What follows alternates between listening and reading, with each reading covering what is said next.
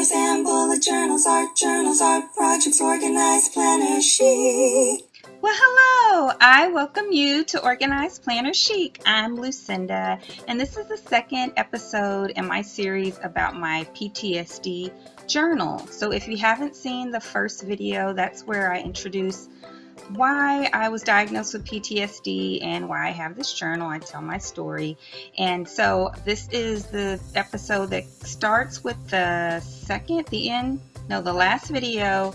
I had completed my second appointment. And so I'm going to update you for everything that happened between that appointment and the third one that I just had. And while I do that, I am going to show you, as you're watching here, where I updated my art. I added some more art to all of the pages that I had already completed in my journal, and then I of course added that art up into the current day.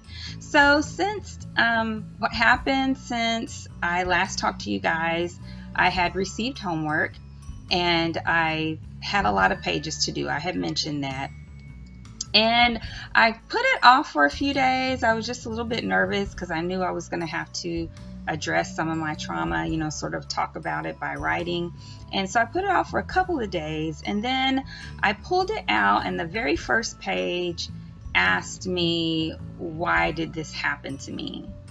Like, why did it happen? And I just got angry at the question. I kind of felt like, I can't speak for the person who did what they did to me. I could speculate. And I just put it aside for a day.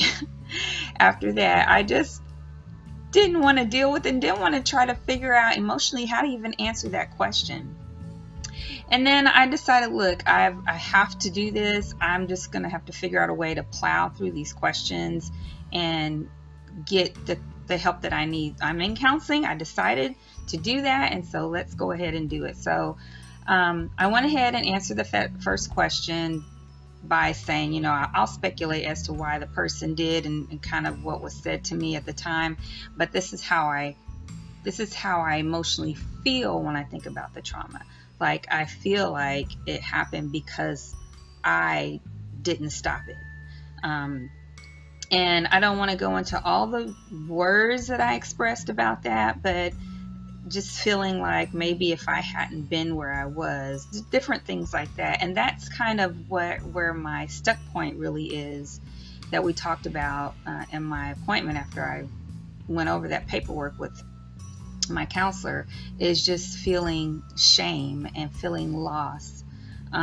Really, I didn't realize loss was part of it until after my appointment, when I was looking at some things online.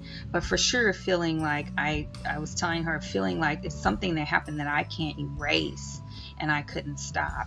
And so after that, answering that first question, I felt a little better about being able to continue to answer the rest. They weren't as hard for some reason as that one on that page. Then on the second page, it had 30 questions or more that went deeper into your feelings about how do you feel when this happens? What are the thoughts that you have? Really getting deeper into your thoughts. And then I got mad again because I thought, man, this is hard. It was scoring it and, between 1 and 10 or not. Yeah, I think it was like agree, strongly, disagree, all that kind of stuff. And it's like, some of that, I don't even know how I would rate it, and maybe it even depends on the day, or if I rate it too low, will it be that you assess me this way? It was just hard. But again, put that down another day and said, tomorrow I'm just going to try to commit to do at least 2 pages of the rest of it, because it was a lot of paperwork, a lot of answering emotions, and then some just kind of stuff they have to have for their records. And so I did. The next day I said I was going to do 2 pages, and I actually got through all the rest of it because I just was determined. It's like, some of this I don't know how I feel. I can do the best that I can to assess it and answer the question that day, and if we need to dig further, we will. I just got to get through this package of paper. And and continue to commit to go through this therapy because I need it. I want it. I want to be on the other end of this.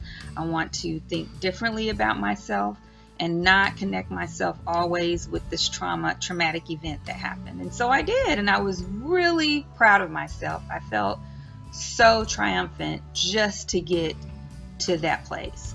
So when I met with my counselor, the first thing that I did at the VA is she had put in a consult for me to be able to try this device that would help me sleep and be less anxious, because I get anxious when I want to go to sleep, and for the most part.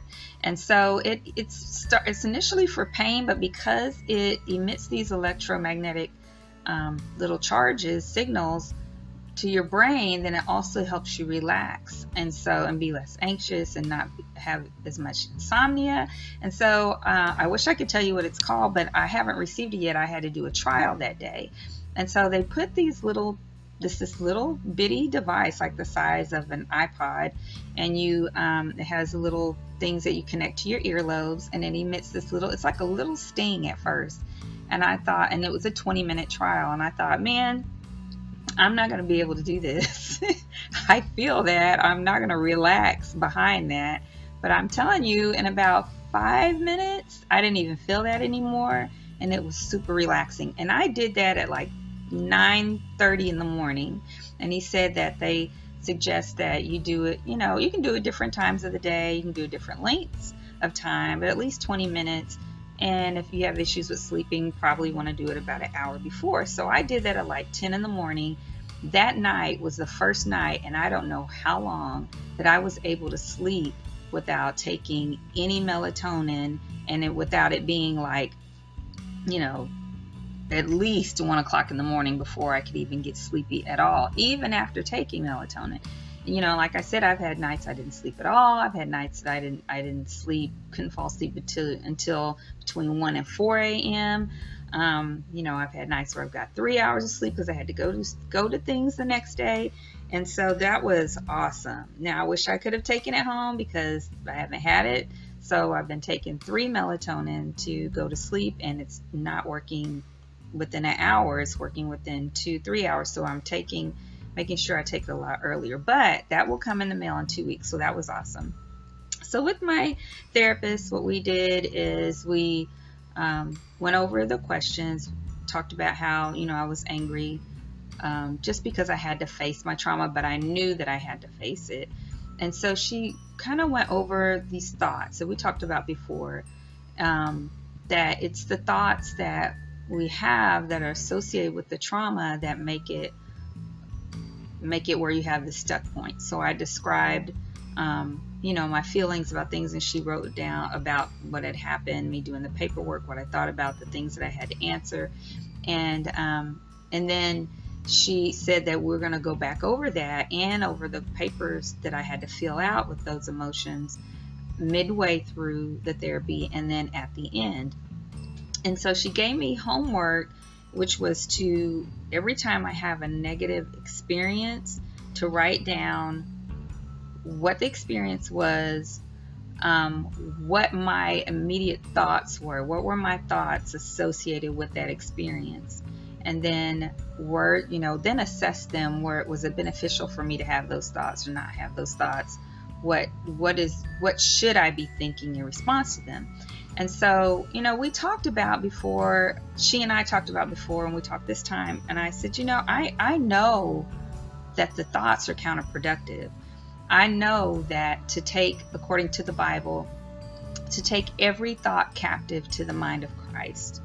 If that thought is not something that God says about me, I shouldn't think it. It's not really so much for me that I'd known that I have value and I have worth, and I'm this precious thing to God, but it's the feeling inside that I have about what happened that hurt so bad, and the shame and the not being able to wash it away. That's my stuck point. And so I know what God says about me. I know how he sees me. I know who he says I am. But I don't feel that because of how I hurt, because of what happened, because I didn't deal with it for so long. And so I wanted to also express that a couple of things. One thing is that sometimes people think that you can't be a Christian, and I am a Christian, and have issues like this. Everybody has issues. Everybody falls short. Everyone is worthy of some counseling and some therapy of some kind, because we've all had hard and difficult experiences. And so I thank God that I am stepping into this and receiving this, and that my therapist allows me to speak about my faith, and apparently has some of the same faith because of the way that she responds to me. So I thank God for that. Also, this traumatic experience for which I'm receiving therapy for PTSD is not my first traumatic experience. I experienced severe physical abuse and emotional abuse in marriage. But the difference is when that happened, going through the courts and police and prosecutions and all of that for what happened when I was much younger, I faced it then. I mean, everyone knew about it. Police knew about it, my family, my church, my friends. It wasn't something that I held inside. It was something that I faced and dealt with, and it was very difficult, but I don't have those feelings and emotions associated with that I have with this experience. That I'm sure I would have had the experience, the thoughts that I have now, some of them, but they wouldn't have been as strong because they weren't pushed back. Because they wouldn't have been pushed back. I would have had the cleansing and the positive feelings of overcoming that I didn't allow myself to have for so long. And so that's the place that I am now. And so when I go back, I want to talk to her about addressing the root of my thoughts and not as much the thoughts themselves, because I know what I should be thinking, like I said, but it's that hurt, that wanting to remove it, that I got to get past. So, but I know she knows what she's doing. All right, so I'm doing a quick flip through so you guys can see each page completed with the artwork. And thank you for joining me. I hope this video helped. If it did, please give it a thumbs up and subscribe if you haven't already. All my subscribers get an additional discount from my Organized Planner Chic Etsy shop, and that discount is in comments below. And I make traveler's notebooks and accessories in my shop. And also be sure and check out my Facebook group, Organized Planner Chic Crew, where we get together and, of course, on Facebook, and we post pictures and video, and I do a free coloring page for everyone as part of their membership in the group. And I also do a giveaway almost every single month. And you can always check me out also on Instagram at Organized Planner Chic, and on my Facebook business page, The Organized Planner Chic. And if I can help with anything else, if you'd like to hear any other information on this PTSD in particular, or other things from my channel, from my traveler's notebooks and so forth, and my journals and art, then let me know. And until next time, happy planning.